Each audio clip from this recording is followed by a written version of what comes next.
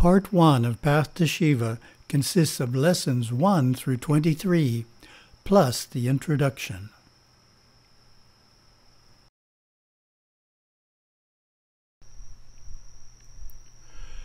Path to Shiva Introduction. Welcome to Path to Shiva, a catechism for youth. We hope you enjoy this colorful book. It is based on Dancing, Living, and Merging with Shiva, the Master Course trilogy created by my Gurudeva, Siva Swami. Path to Shiva presents all of the important teachings of our Siva religion, Shuddha Siva Siddhanta. It is written with youth in mind, but is also ideal for anyone who wants a condensed version of the Master Course. The 68 lessons in this book cover the most important things a Saivite Hindu needs to know. Each lesson is short, just 1 or 2 pages, but packed with information. Here you can find answers to questions about God Shiva, Lord Ganesha, Lord Murugan, and the Devas, how they can help us in our lives, and how to contact them through temple worship and home puja. You will find clear explanations of karma, dharma, and reincarnation, and how to use japa, meditation, and affirmations to make your life better. You will learn the best ways to live in order to achieve your most important goals. The lessons include insights on home life, getting along with others, religious tolerance, vegetarianism, and caring for the environment. They cover difficult philosophical areas like death and dying, reincarnation, sin and evil. Absorbing these short essays will provide a clear understanding of our practices, beliefs, and philosophy, and give you a deep comprehension of life that few people have.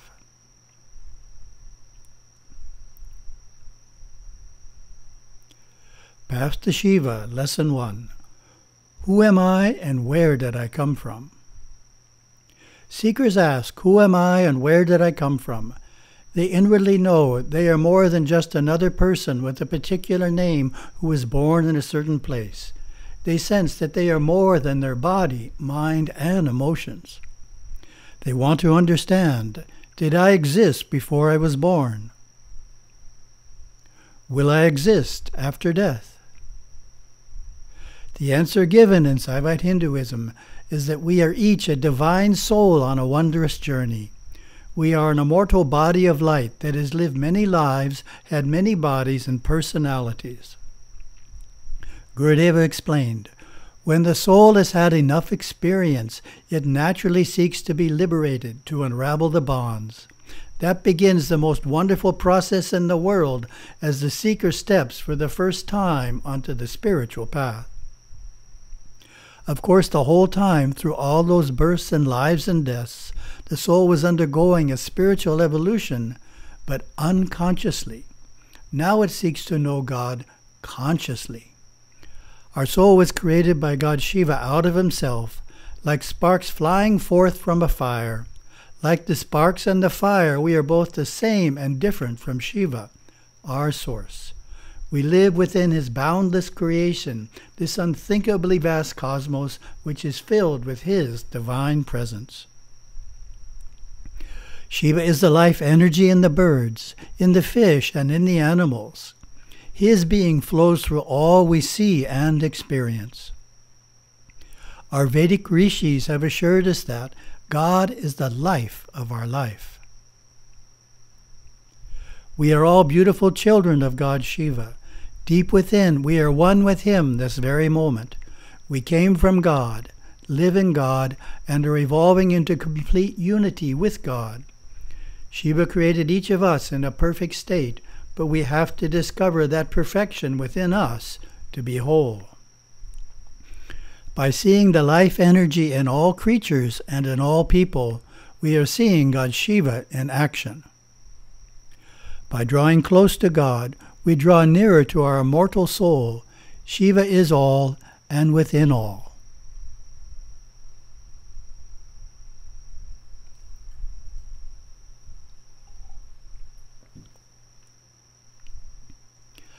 Path to Shiva, Lesson 2. Where am I going? What is my path? Life has a purpose. We have taken this birth in a physical body to mature into our divine potential. This life is one more chapter in a maturing process that has been occurring over many past lives. All souls are on this same journey. The deepest part of our soul, our essence, is and always has been one with Shiva, but our soul body is still maturing.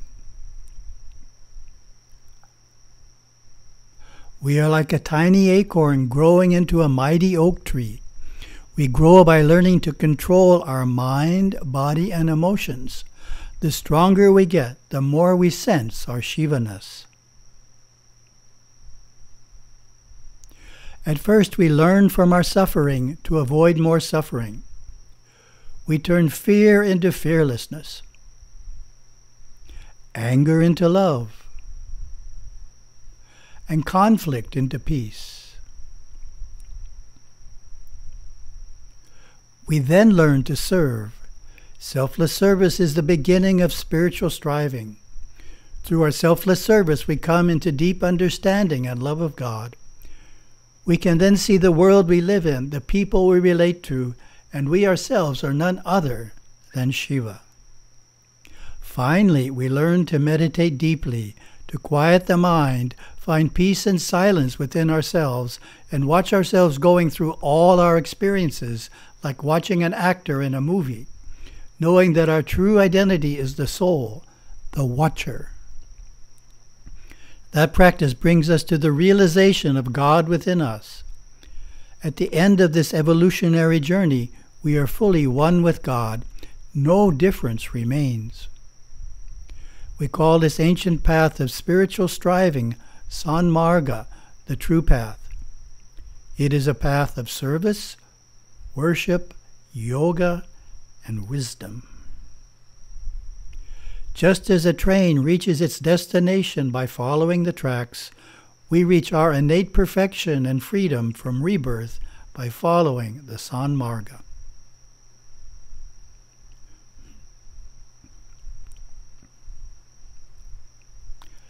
Path to Shiva, Lesson 3.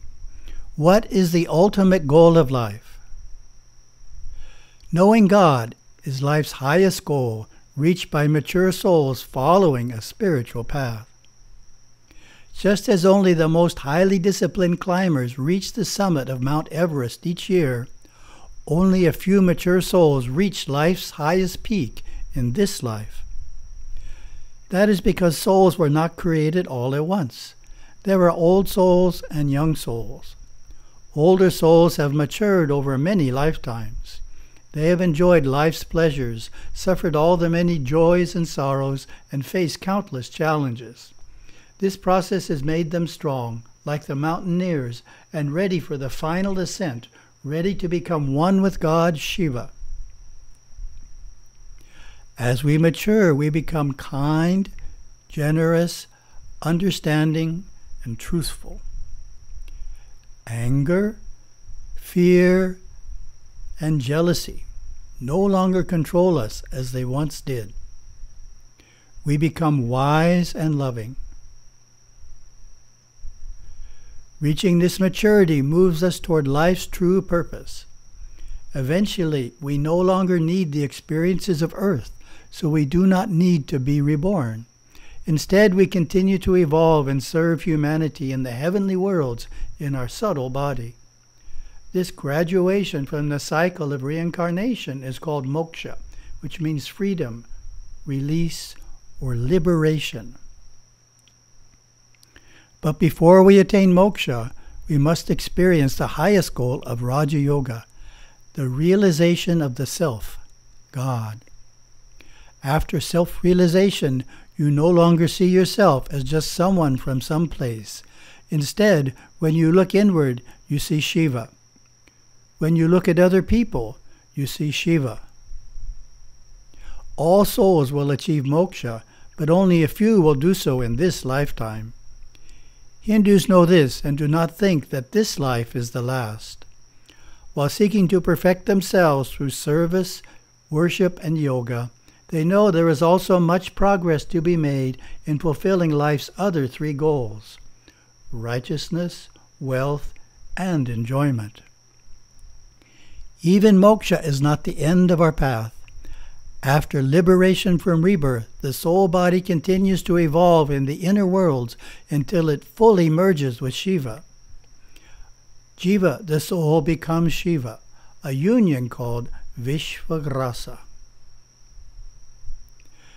Being on an ancient path followed by countless souls gives the serene feeling that everything is all right as it is, that everything is perfect.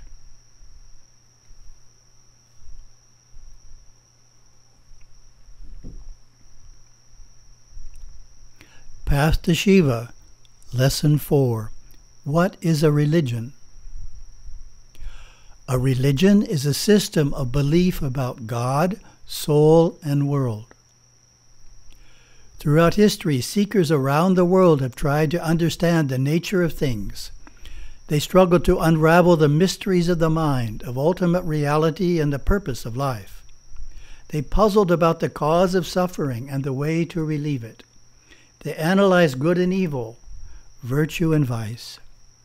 These quests for truth have produced various systems of thought. Those based on a belief in God or a holy presence are called religions or faiths. Today there are about a dozen major religions in the world and hundreds of smaller ones. Of Earth's 7.4 billion people, 6 billion are followers of a religion. Christianity, Islam, Hinduism, Chinese folk religion, and Buddhism are the 5 largest. Many traditional cultures have ancient faiths. Most religions have sacred texts called scriptures. Hinduism's primary scriptures are the Vedas.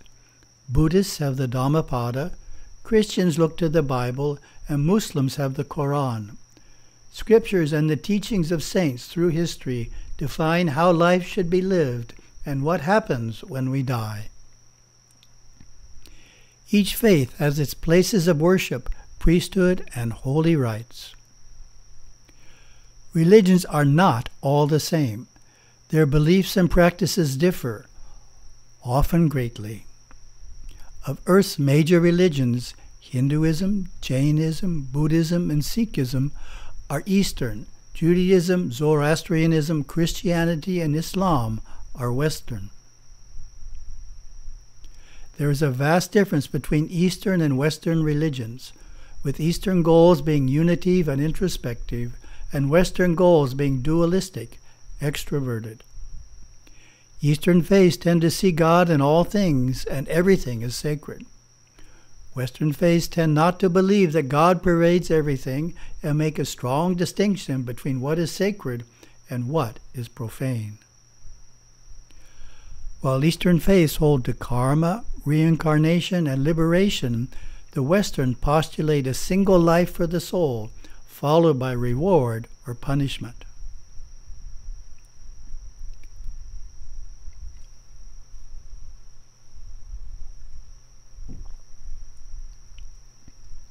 Path to Shiva, Lesson 5. What is Hinduism? Hinduism is the ancient religion of India, practiced today by 1 billion people all over the world. With no founder and stretching back unknown thousands of years in India's earliest known civilizations. Hinduism is called Sanatana Dharma, the eternal faith. It is based on the Vedas and other scriptures. 4 beliefs are most central. First is belief in one supreme God who created the universe and who abides everywhere within it. He, she is all and in all. Second is belief in the law of karma, the principle of cause and effect, action and reaction. Third is belief that the cosmos is governed by the principle of dharma, which is divine order, righteousness, and duty.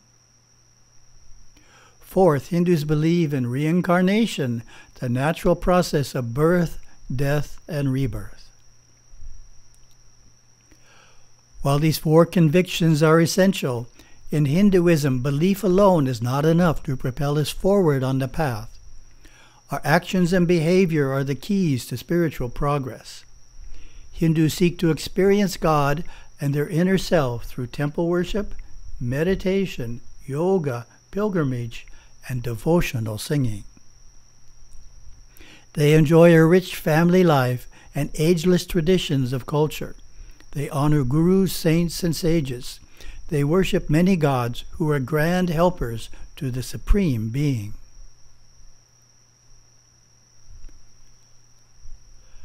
The three pillars of Sanatana Dharma are its scriptures, temples, and gurus. Today, Hinduism is like a great banyan tree whose limbs represent the many variations of this ancient faith. The four main branches or denominations are Saivism, Vaishnavism, Shaktism, and Smartism. Each has a multitude of guru lineages, religious leaders, priesthoods, sacred literature, monastic communities, schools, pilgrimage centers, and tens of thousands of temples. Since Hinduism has no central authority, these are like four independent religions sharing a vast common heritage of history, culture, and belief.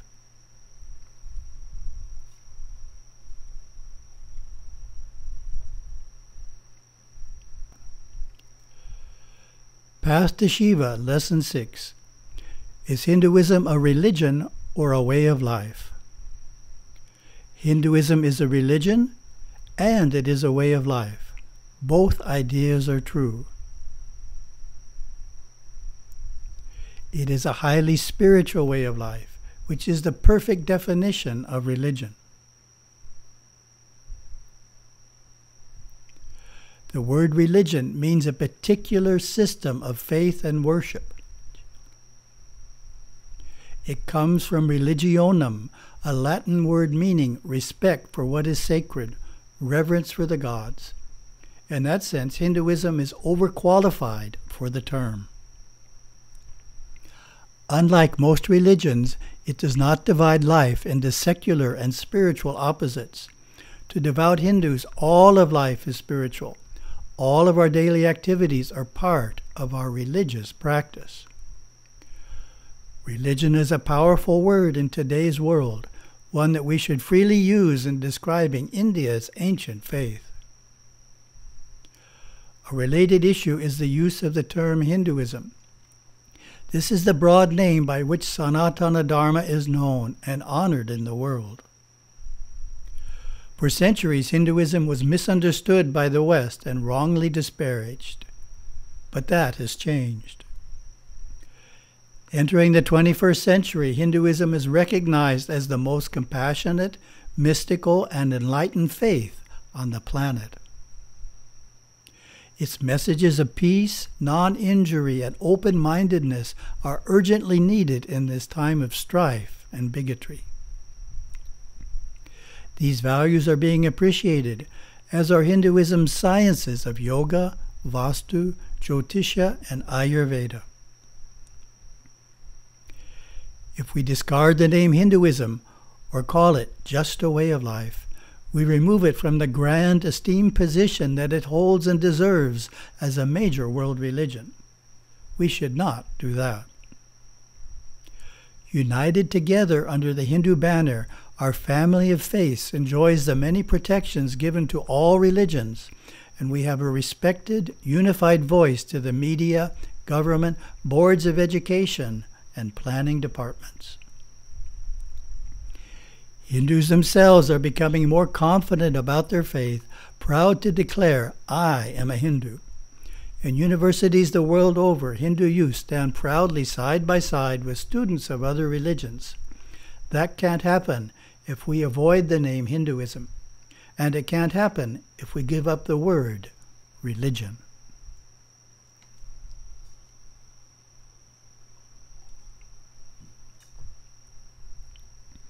Path to Shiva, Lesson 7.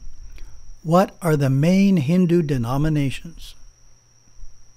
Hinduism's primary denominations are Shaivism, Shaktism, Vaishnavism, and Smartism. For 2 centuries, Western scholars have struggled to understand India's faith. They found it so vast and varied in its beliefs, practices, and ways of worship that they could not comprehend or describe it. What they didn't realize is that India's Sanatana Dharma, or eternal faith, is a family of religions with 4 principal denominations. For example, seeing so many deities, scholars wrote incorrectly that Hindus have no supreme God. In fact, Hindus all worship a one supreme being, though by different names. For Vaishnavites, Lord Vishnu is God. For Saivites, God is Shiva. For Shaktas, Goddess Shakti is supreme. For Smartas, who are the most liberal Hindus, the choice of deity is left to the devotee. These strains arose in different geographical and linguistic regions. Each has its own beliefs, scriptures, religious leaders, and monastic traditions. Each has its own temples, festivals, and ways of worship. Some are more focused on devotion and temple worship. Others stress yoga, mantra, and scriptural study. Each has hundreds of millions of followers. All 4 accept the authority of the Vedas and the basic beliefs of karma, dharma, and reincarnation. Much of their culture and tradition is the same. Most Hindus follow the same lineage as their parents and grandparents. As Saivites, we respect all Hindu paths, and we may occasionally visit the temples of other Hindu groups. We join in their festivals and honor their religious leaders, but we hold firmly to our Saiva path.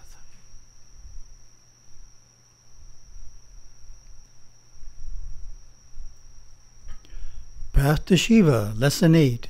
What is Saivite Hinduism? Saivism is the world's oldest religion. Worshipping God Shiva, the compassionate one, it stresses potent disciplines, high philosophy, the Guru's centrality, and the path of bhakti and Raja Yoga, leading to oneness with Shiva within. Saivism is ancient, truly ageless, for it has no beginning. It is the precursor of the many-faceted religion now termed Hinduism.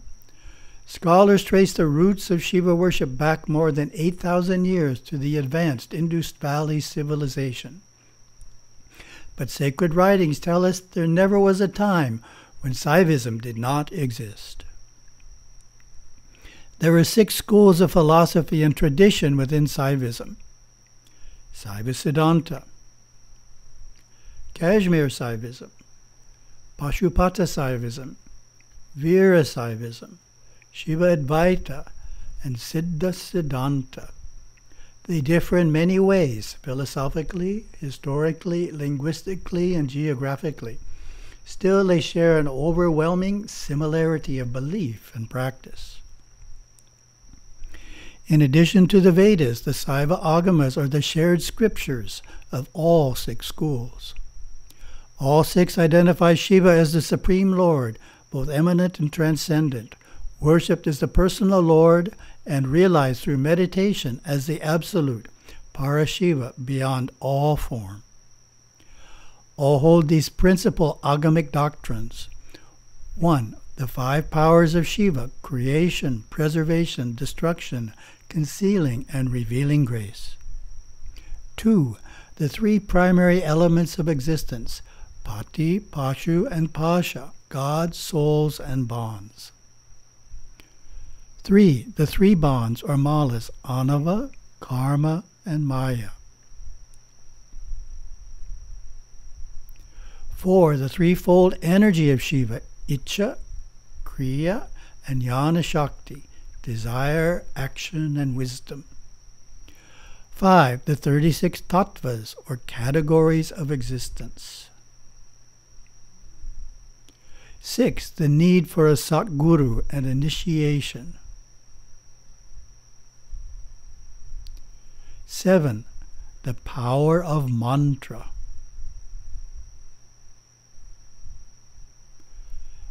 8. The 4 padas, or stages of spirituality: Charya, Kriya, Yoga, and Jnana. Service, devotion, union, and wisdom.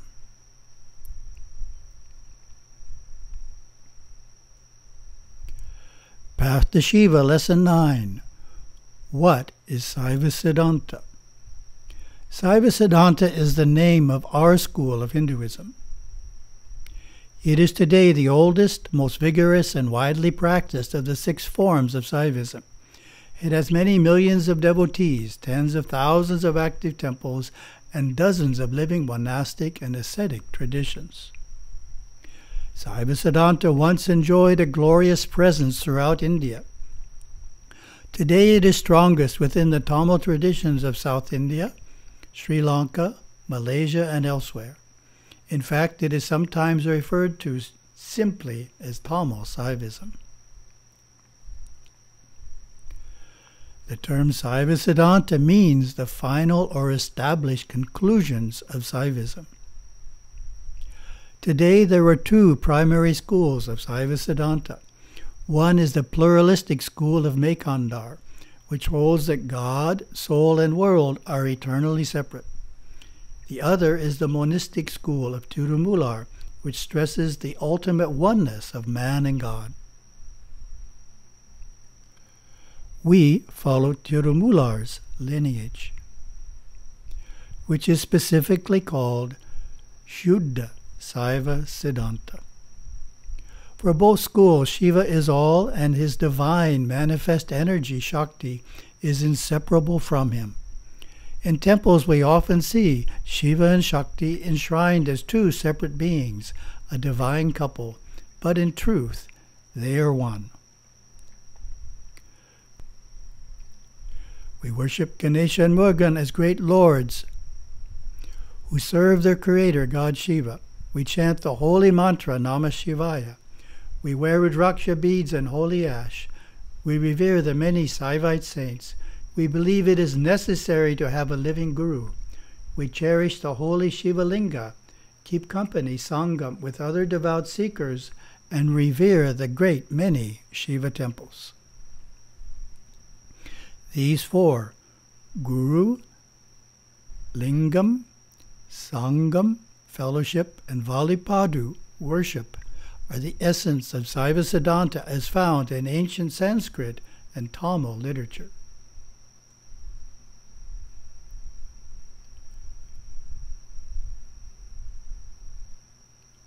Path to Shiva, Lesson 10. What is monistic theism? Monistic theism is the combination of 2 concepts, monism and theism. Monism is the doctrine that reality is a one whole. It holds that everything is God. Theism is the belief that God exists as a loving personal Lord and Creator. These are like 2 sides of a coin present in most Hindu systems. We see God as our personal Lord, as the essence of all that exists, and also as absolute being, Parashiva, beyond all form. In our theistic practices, we worship God and the gods in the spirit of devotion and humble submission. In our monistic practices, we meditate deeply to experience the essence of our soul, which is identical with God Shiva's essence, which is present throughout the universe. Shiva has both a monistic and a theistic aspect. Through our 2-sided practice, we honor and draw close to both.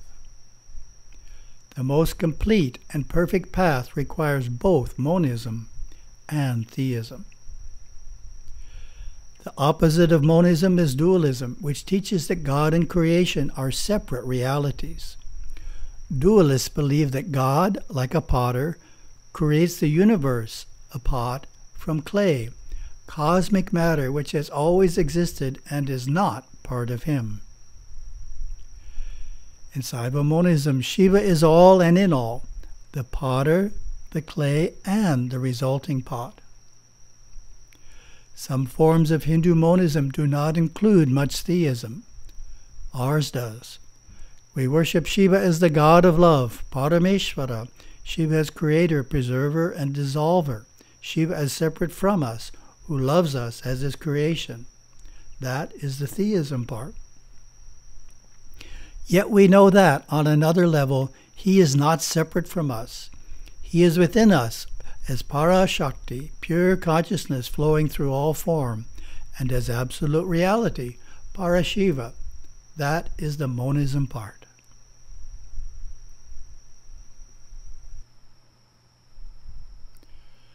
Path to Shiva, Lesson 11. Who is Shiva? Lord Shiva is the supreme being of the universe. He, she is all and in all, both the creator and the creation, within everything and beyond everything at the same time. Shiva has a threefold nature. His highest reality is beyond time and form. His second aspect is the divine mind, existing here, there, and everywhere. His third aspect is the personal Lord, the creator and source of all time and all form. Only in the deepest meditation can the nature of such a vast and mysterious God be fully known. The name Shiva means the auspicious, gracious, or kindly one. Shiva is the one supreme being that all faiths have worshipped by many names and sought to understand for thousands of years. Shiva has 5 powers: creation, preservation, destruction, and the twin graces of concealment and revelation. He creates the 3 worlds from his own being, and he also preserves the 3 worlds, dancing in each tiny atom at every point in time. Ultimately, he absorbs creation back into himself. He does this in great cycles of time, spanning billions of years. Then, in the next grand cycle of time, he creates again. Shiva is also the creator of individual souls like us. With his 4th and 5th powers, concealing and revealing, Shiva governs and guides our evolution as a parent guides a child. We should always worship this great God of love and never fear him. He is the self of ourself, closer than our breath. Gurudeva taught, his nature is love, and if you worship him with devotion, you will know love and be loving toward others. Shiva is the sun above us, the wind that cools the land, the 5 elements, the thought within our mind, the spark of light within our body, that which lives and that which is inert. Beyond knowing, beyond gender, he, she is the deathless being who resides beyond the 3 worlds, yet stands in souls united.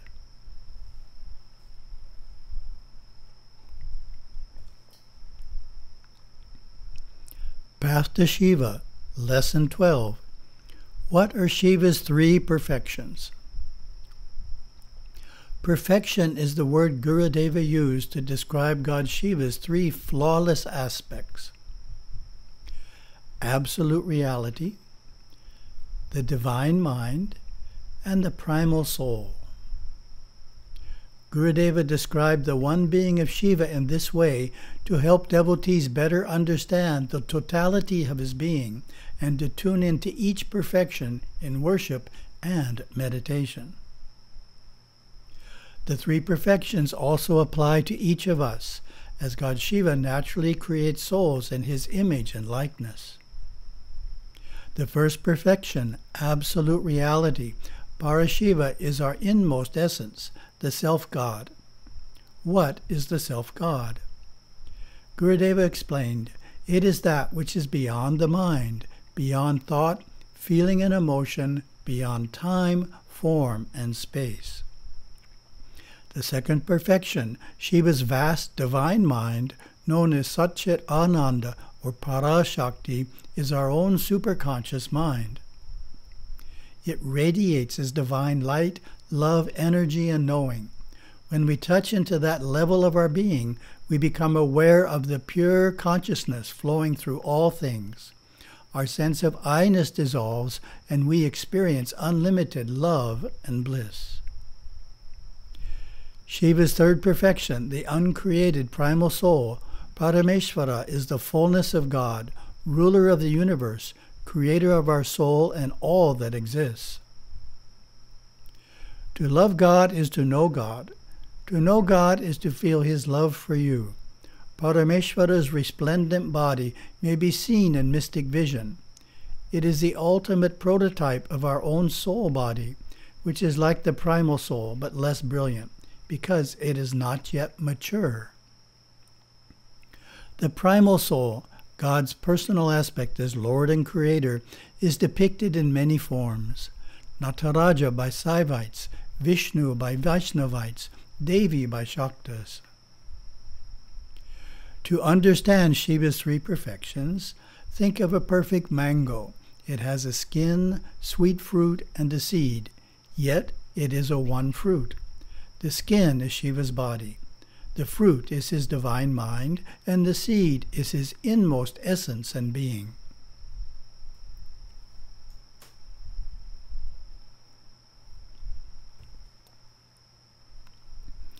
Path to Shiva, Lesson 13. How can we see God? Saivism teaches us that God Shiva is knowable, and we can experience Him right here and now. It is not just a matter of faith. Satguru Yogaswami declared, "See God in everything. You are in God. God is within you. God is in everyone. See Him there." It takes much meditation to find God Shiva in all things, through all things. Gurudeva taught, He is there as the soul of each soul. You can open your inner eye and see Him in others, see Him in the world as the world. Perhaps the easiest place to start seeing God is in great religious teachers. We feel a spiritual aura about them that is uplifting. We see a light in their eyes that we do not see in others. The mere sound of their words encourages us to live a more spiritual life. Another way to see God is to look deeply into the eyes of another person. Look beyond the personality, go deeper than his or her intellect, and see the pure life energy, which is God. This practice does not stop with people, but can also include seeing the life energy in trees, birds, and animals. Doing this, you discover that God is our life. God is the life in all beings. Becoming aware of this life energy in all that lives is becoming aware of God's presence. The Brihadaranyaka Upanishad explains, He who knows God as the life of life, the eye of the eye, the ear of the ear, the mind of the mind, he indeed comprehends fully the cause of all causes. A third place to look for God is in the Hindu temple. In powerful temples, you can sense the deity's presence in the enshrined murti and even catch a glimpse of his divine form during the puja. This is done with your third eye, your inner eye of divine sight. Many people, not just saints and sages, have seen God in such mystical visions.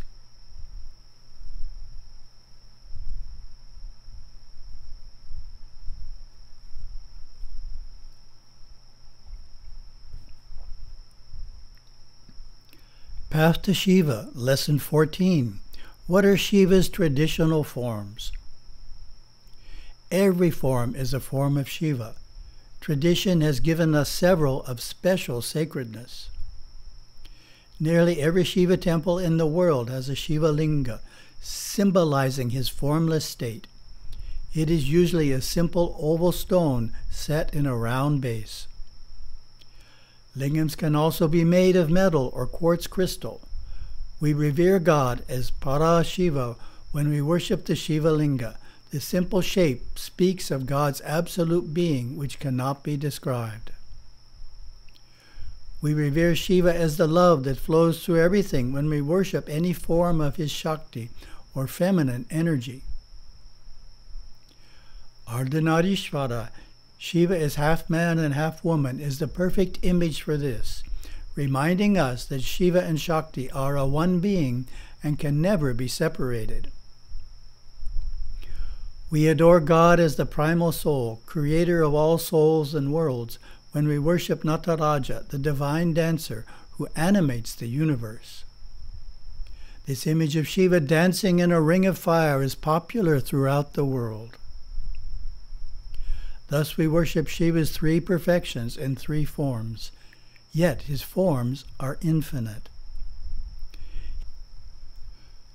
He is also Dakshinamurti, the silent guru spoken of in the Upanishads. Other scriptures speak of Harihara, half Shiva and half Vishnu. This icon symbolizes the union and non-difference of the two major gods of Hinduism. The Saiva Agamas give us Pancha Brahma, Shiva with 5 faces, representing his 5 powers. The three-pointed Trishula or trident is also worshipped as Shiva. Its points represent love, wisdom, and action. The Tirumandaram reminds us, everywhere is the holy form, everywhere is Shiva Shakti, everywhere is the divine dance.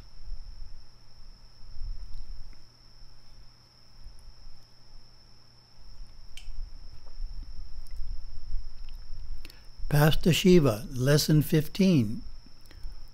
What is the meaning of Shiva's dance? Lord Nataraja is an inspired portrayal of Shiva in action as the divine dancer in his Ananda Tandava dance.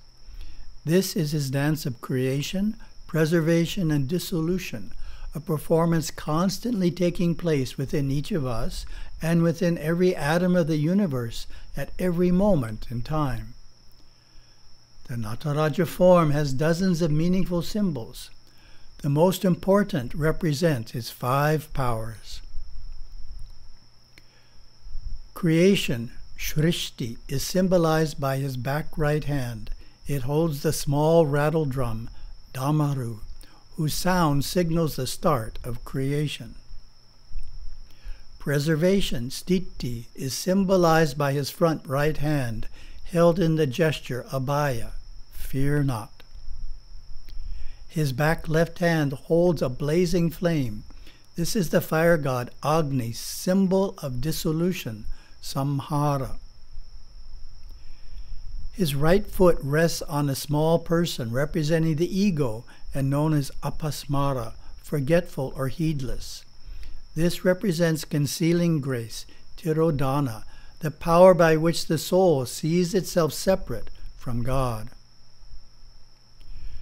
Shiva's front left hand is held in elephant trunk pose, pointing toward his raised left foot, symbol of revealing grace, Anugraha, the power by which the soul comes to know its oneness with God.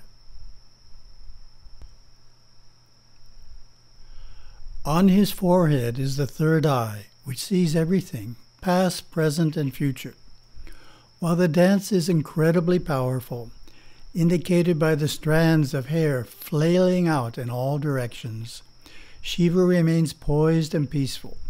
The ring of flames, Tiruvasi, symbolizes universal consciousness, the hall in which Shiva dances. Shiva's left earring is feminine, the right earring is masculine. These remind us that God embraces both male and female. At the top of the Tiruvasi is Mahakala, great time, another form of God Shiva, who creates, transcends, and devours time. The snake adorning Shiva's body symbolizes Kundalini, the spiritual force within the spine.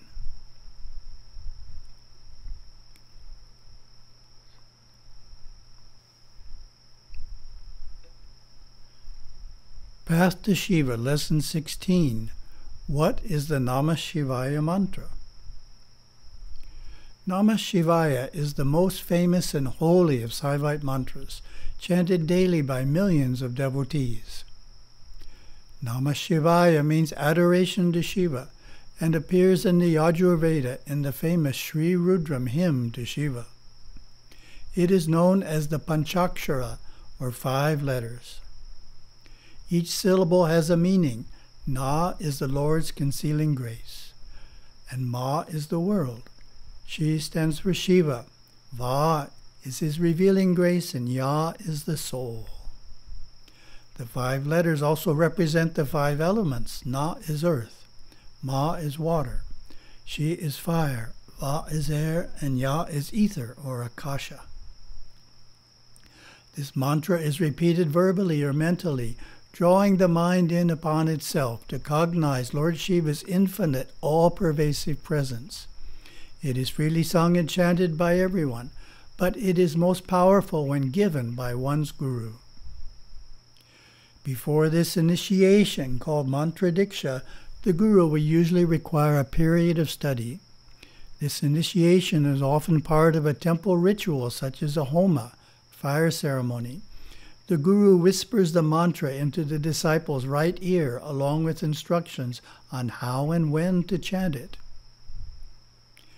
Traditionally, it is repeated 108 times a day while keeping count on a strand of Rudraksha beads. This practice is called japa yoga. When done correctly, it calms the mind and brings spiritual insight and knowledge. It also keeps the devotee close to Shiva and within his protective global fellowship. Gurudeva advised, when life becomes difficult or strained, say to yourself Shiva Shiva, or Om Shivaya, or Namah Shivaya. Mentally put it all at his feet.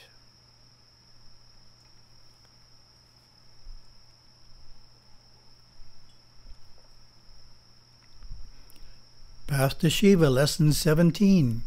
What are the beliefs of Saivism? Every religion has a set of core beliefs called a creed that summarizes its theology. Children learn the creed of their faith at a young age.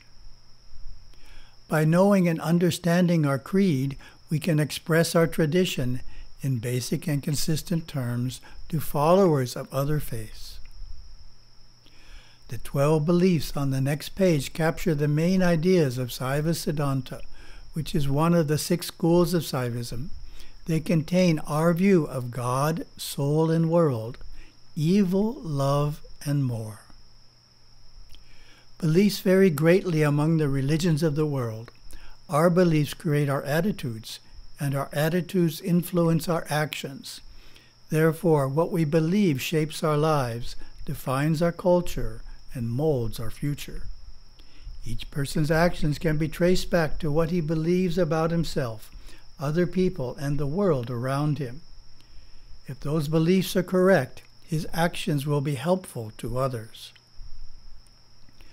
Consider the belief in God as a loving power flowing through everything. This creates an attitude of respect, kindness, and compassion. In contrast, the belief in an evil power in light forces and dark forces creates the attitude that it is acceptable to cause pain and injury to those we judge to be evil. Gurudeva explained the power of belief. The human mind is exactly like a computer. Programs that go in are the beliefs. Their performance is the attitude, and the knowledge or the impetus that passes through both determines the output or the action.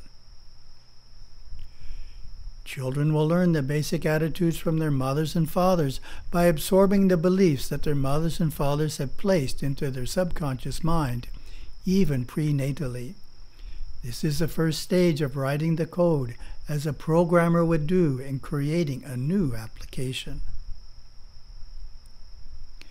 Memorize these 12 beliefs. In so doing, you will help to perpetuate Saivism's culture of devotion, humility, nonviolence, compassion, and service. Belief number 1, regarding God's unmanifest reality.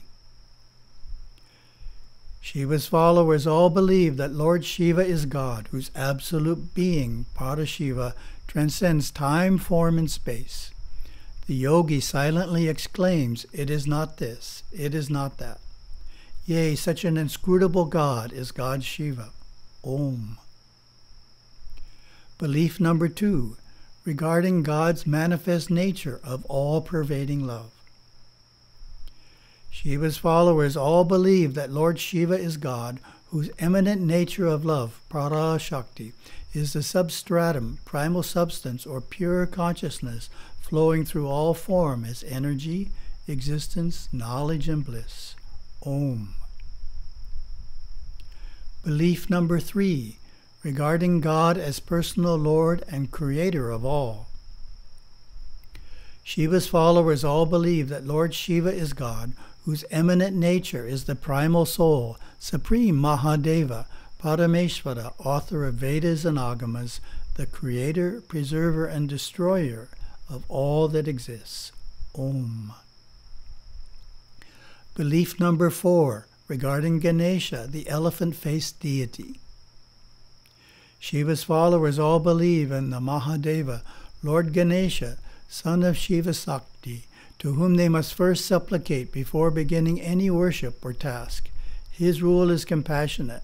His law is just. Justice is his mind. Om. Belief number 5, regarding the deity Kartikeya. Shiva's followers all believe in the Mahadeva Kartikeya, son of Shiva Shakti, whose veil of grace dissolves the bondages of ignorance. The yogi, locked in lotus, venerates Murugan. Thus restrained, his mind becomes calm. Om. Belief number 6, regarding the soul's creation and its identity with God. Shiva's followers all believe that each soul, Pashu, is created by Lord Shiva and is identical to him, and that this identity will be fully realized by all souls when the bondage of Anava, Karma, and Maya is removed by his grace. Om. Belief number 7, regarding the gross, subtle, and causal planes of existence. Shiva's followers all believe in 3 worlds: the gross plane, where souls take on physical bodies; the subtle plane, where souls take on astral bodies; and the causal plane, where souls exist in their self-effulgent form. Om. Belief number 8, regarding karma, samsara, and liberation from rebirth. Shiva's followers all believe in the law of karma, that one must reap the effects of all actions he has caused, and that each soul continues to reincarnate until all karmas are resolved and moksha, liberation, is attained. Om. Belief number 9, regarding the 4 margas, stages of inner progress. Shiva's followers all believe that the performance of charya, virtuous living, kriya, temple worship, and yoga, leading to Parashiva through the grace of the living Satguru, is absolutely necessary to bring forth jnana, wisdom. Om. Belief number 10, regarding the goodness of all. Shiva's followers all believe there is no intrinsic evil.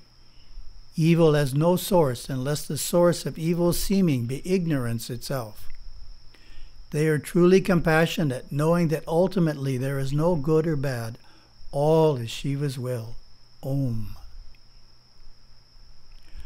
Belief number 11, regarding the esoteric purpose of temple worship. Shiva's followers all believe that religion is the harmonious working together of the 3 worlds, and that this harmony can be created through temple worship, wherein the beings of all 3 worlds can communicate. Om. Belief number 12, regarding the sacred letters 5. Shiva's followers all believe in the Panchakshara mantra, the 5 sacred syllables Namah Shivaya as Saivism's foremost and essential mantra. The secret of Namah Shivaya is to hear it from the right lips at the right time. Om.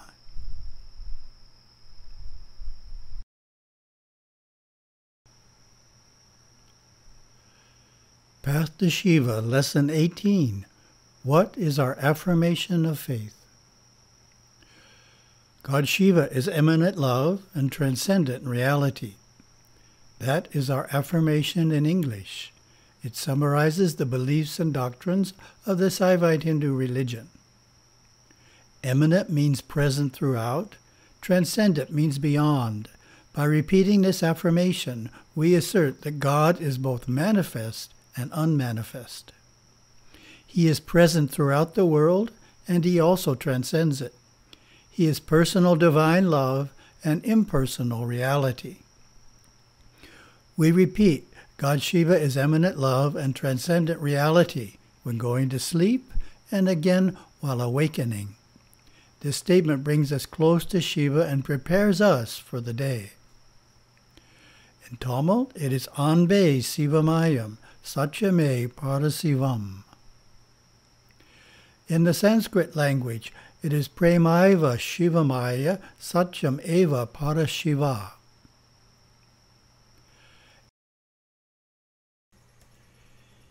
In French, this is the affirmation of faith.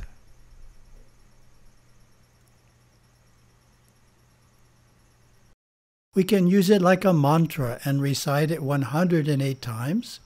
We can write it down 108 or 1008 times as a sadhana. Repeating this affirmation, we impress our mind with the ultimate truths of our religion, so that these memories give us strength in times of distress, worldliness, or anxiety. It reminds us that God's eminent love protects and guides us. Through the day, it lifts our mind into useful thoughts and keeps us from harm's way. Reciting this affirmation draws us into Shiva consciousness. Other religions also have affirmations of faith. For example, Christians have the Apostles' Creed, and Muslims have the Shahada. Followers treasure their affirmations, repeating them often individually or as a group.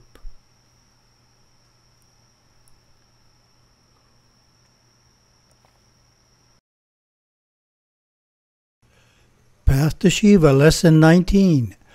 What is the nature of life for Saivites? All people seek the same things in life. They want to be happy and secure, loved and appreciated, creative and useful. Saivism has a rich and gentle culture that fulfills these human wants. It has profound teachings that help us understand the world and our place in it. It gives guidance in the refined qualities of character so necessary in spiritual life. How to be patient, kind, tolerant, humble, hardworking, and devoted. Saivism centers around the home and the temple. Monastic life is its core and power. Family life is strong and precious. Mother and father are a child's first gurus. Saivism possesses a wealth of art and architecture. It has beautiful traditions of music, art, drama, and dance. It has a treasury of philosophy and scholarship. Saivite temples provide worship services daily. They are sacred places where devotees find peace and closeness with God. Festivals are fun for the whole family. Scriptures help us to know ourselves, live a good life, and love God. Our holy men and women teach us yoga and ways of worship. They inspire us in everything we do and give us daily sadhana, which are our spiritual studies and disciplines. Performing sadhana helps us control our instinctive impulses and live a pure and happy life. The Saivite art is sacred art. Saivite music is devotional music, and the Saivite's business is not only his livelihood, it is his service to man and God. You were so fortunate to be a Saivite Hindu. Stand strong for Saivism.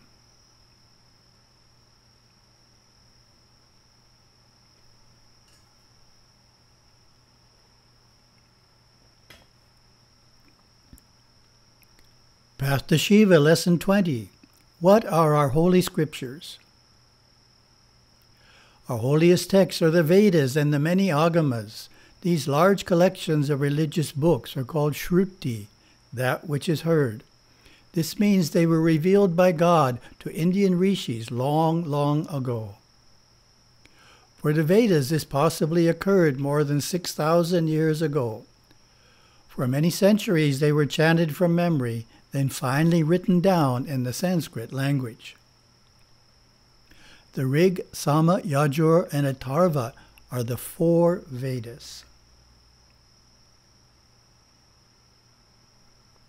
Each has a section on hymns, rites, interpretation, and philosophy. Many of the mantras chanted during temple worship are from the Vedas. The Upanishads are the most popular and mystical part of the Vedas. The Agamas date back about 2,000 years and are also in Sanskrit. Each major Hindu lineage has its own Agamas. There are 28 main Saiva Agamas, each with 4 sections. The Agamas provide knowledge in temple design and construction, daily worship, and festivals. They also provide teaching on meditation and Saiva philosophy. The Vedas have been published in many languages, but the Agamas are not yet widely known. In addition to the Vedas and Agamas, Saiva Siddhanta has thousands of sacred books and songs. These comprise a vast body of secondary scriptures called Smriti, many of which are written in the Tamil language. A popular Smriti text is the Tirumurai, a 12-book collection of hymns composed by numerous Saivite saints. Most important among these is the Tirumandaram, a yogic treatise by Rishi Tirumular, recording the Saiva tenets in 3,047 verses. Tirumandaram is prized for expressing a unified understanding of Siddhanta and Vedanta. Another important Smriti text is the Tirukkural, containing 1,330 couplets by the weaver saint Tiruvalluvar. Tirukkural, one of the world's greatest ethical scriptures, is sworn on in South Indian courts of law. We also regard the writings of our Satgurus as scripture.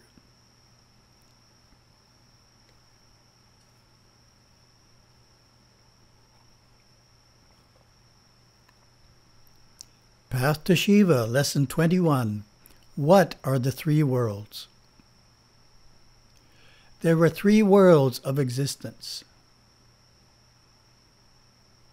The first world is the physical universe, the gross plane, called Bhuloka. This is the world we see with our eyes and touch with our hands. It is the material world, where we have our experiences, create karma, and fulfill the desires and duties of life in a physical body. The second world is the subtle or astral plane, the in-between realm, called Antarloka. This world exists within the physical plane. As our thoughts and feelings are part of that inner world, we are functioning in the astral world even while we are awake. During sleep, we leave our physical body and are aware in that inner world fully. Besides dreaming, we may also attend inner plane classes held by our Satguru. The Antarloka has many levels spanning the spectrum of consciousness from the hellish Naraka regions, where the Asuras, demonic beings, dwell, to the highest region of the Devaloka, where the Devas or angels live. When our physical body dies, we live fully in the Antarloka in our subtle body. The third world is the causal plane, the world of light and blessedness, called Shivaloka. This highest plane is the home of God Shiva and of the gods who assist him, such as Lord Ganesha and Lord Murugan. It is also the home of highly advanced souls who exist in their brilliant soul form. We experience the Shivaloka when we see the inner light or have a flash of intuition. We can worship God and the gods anywhere, but the temple is the best place because it is built as a special sacred place where the three worlds meet as one. When we are awake, we normally don't see or sense the inner worlds. The temple enables us to feel the presence of God, gods, and devas, just as night vision goggles allow us to see in the dark. In our form of worship, called puja, we chant, burn incense, ring bells, and offer lights and flowers. This ritual brings us close to God and the great beings of our faith.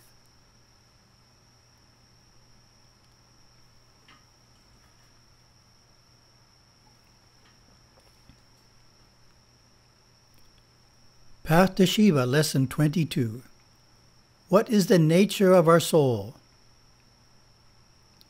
Our soul is an immortal spiritual being. The essence of the soul is pure consciousness and absolute reality.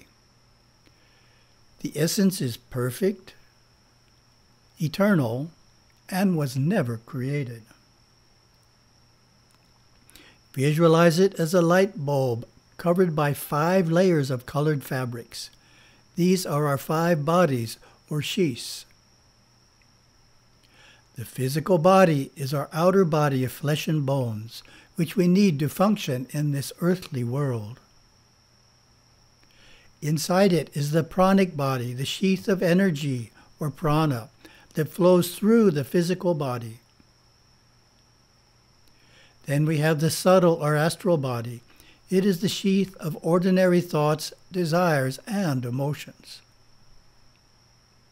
Next is the mental or intellectual layer. It functions on the higher mental plane. Finally, we have the body of the soul. This is the body that evolves from birth to birth, that reincarnates into new outer sheaths and does not die when the physical body perishes. Gurudeva described it like this: the body of the soul actually looks like a plastic body filled with light. You have seen mannequins with arms, legs, torso, and head made completely out of transparent, neon-like plastic. If you were to put a light in such a mannequin, it would glow. This is what your soul body, your psyche, looks like.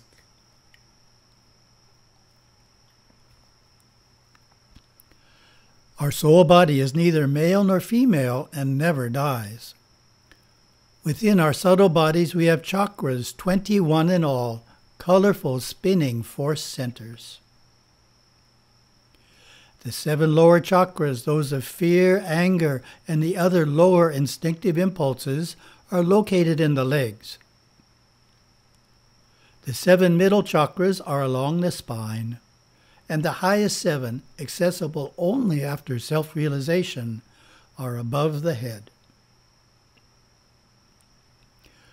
We also have an aura radiating within and around us, whose colors change according to our thoughts and emotions. Once physical births have ceased, this soul body still continues to evolve in the heavenly worlds. We are not the physical body, mind, or emotions. We are the eternal soul, Atman, consisting of the radiant soul body and its essence, pure consciousness, and absolute reality.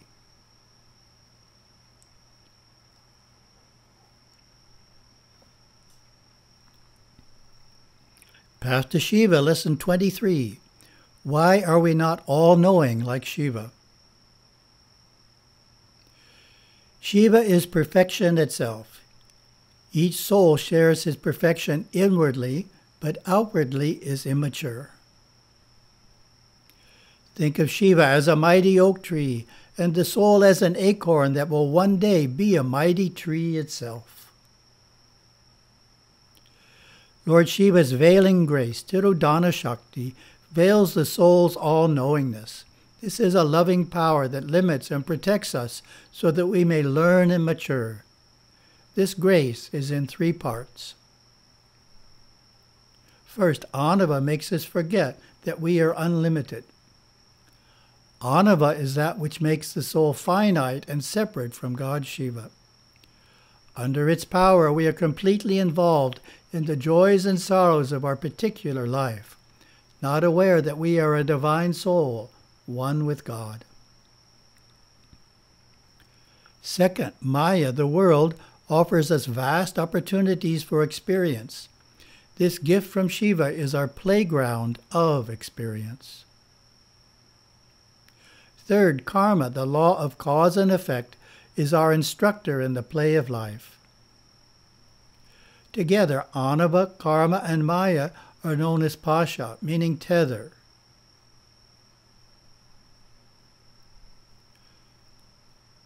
An ancient analogy of a cowherd tending his cows illumines this idea.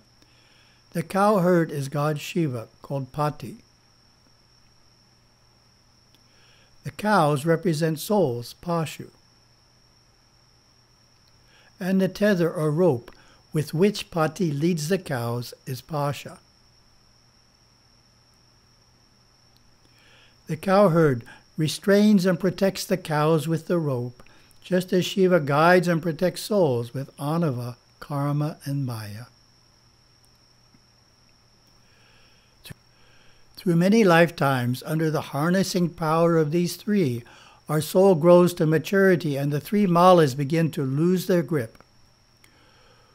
When the time is ripe, Shiva grants his revealing grace, Anugraha Shakti. When finally we yearn to know God, Shiva, the Satguru appears in our life and gives us disciplines to help us evolve further. Finally, through his grace, the soul realizes its true identity with Shiva.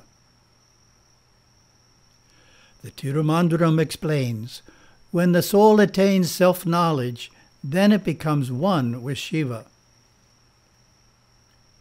The malas perish, birth cycle ends, and the lustrous light of wisdom dawns.